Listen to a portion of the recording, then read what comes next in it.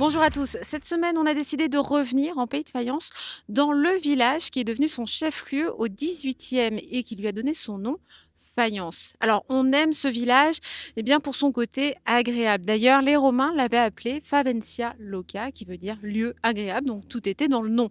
On l'aime pour son charme provençal, on l'aime aussi bien pour ses marchés, on l'aime pour son salon des antiquaires, pour sa chapelle Notre-Dame des Cyprès, et puis on l'aime aussi bien pour son lieu emblématique, l'espace culturel de Fayence, qui a été conçu en 2005. Alors là où nous nous trouvons, c'est au théâtre de verdure de l'espace culturel.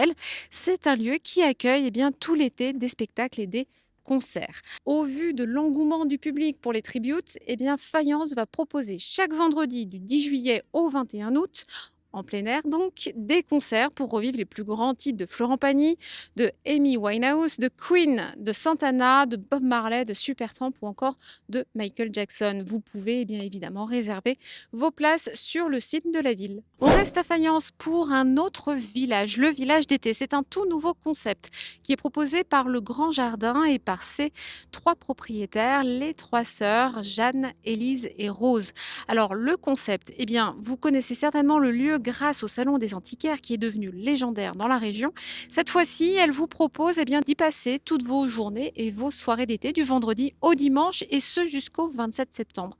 L'entrée est intégralement gratuite. Vous allez pouvoir y découvrir une quarantaine de boutiques, le fameux restaurant éphémère qui sera un petit peu moins du coup cette année.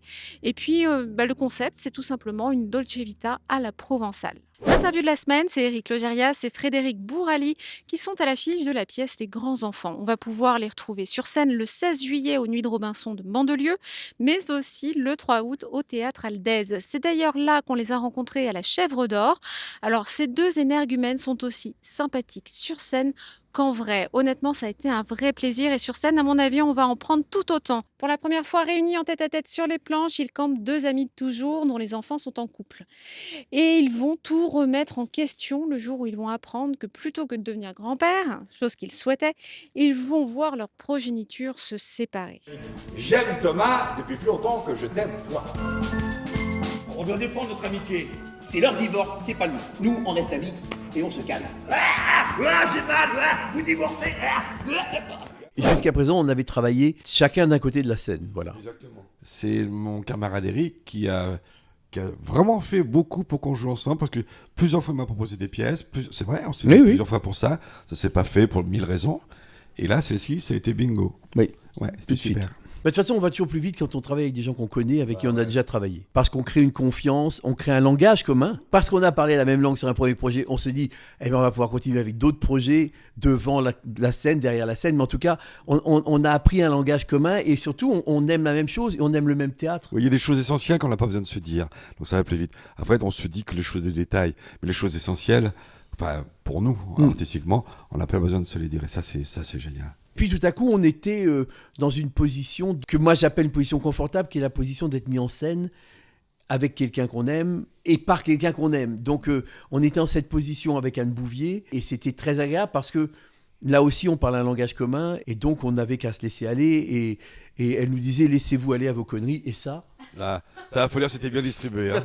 Ça, on sait faire. Ça, alors là, c'était parfait. Elle n'avait juste qu'à dire de temps en temps non, c'est trop. Ouais. Non, sortez même, elle disait. Oui. Arrêtez vos conneries.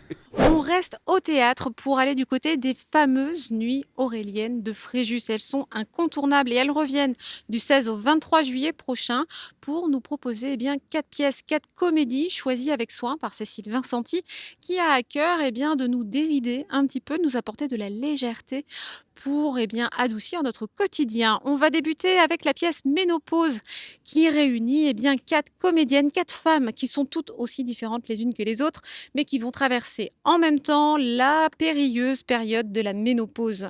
On va rester plus ou moins dans le médical avec la pièce Secret médical en compagnie du docteur Simès qui se lance sur les planches pour la première fois afin d'aborder le secret professionnel sur fond de politique. On poursuivra avec Muchas Gracias, un boulevard avec le génialissime Roland Marquisio. Et puis le festival s'achèvera avec Cyrano de Bergerac mené par Édouard Baird. Oh merde, connerie de correcteur. Le correcteur a écrit mon mec m'a planté. C'est une erreur, hein. Ah non, c'est un signe. Côté concert, eh bien, la ville de Sainte-Maxime revient avec ses scènes d'été au Théâtre de la Mer. Au programme, 4 soirées qui vont se dérouler du 16 juillet au 8 août avec, pour ouvrir le bal, M. Pokora suivi de Patrick Fiori qui reprend sa tournée après son concert événement au Vélodrome. Il sera suivi de Zaz qui cartonne littéralement à l'étranger et par Trinix, le duo électro-français.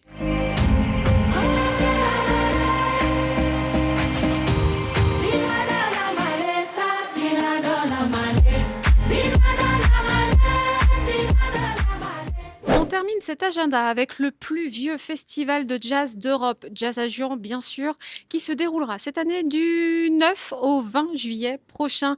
Au programme, 12 soirées complètes de concerts aussi riches et variés que peut l'être ce courant musical. On y retrouve entre autres le fidèle Marcus Miller, Fatoumata Diawara qui a partagé la scène avec M pour L'Amo Mali, Kezia Jones, Morshiba, Cyril Benamou ou encore notre chouchou à nous, Thomas Dutronc.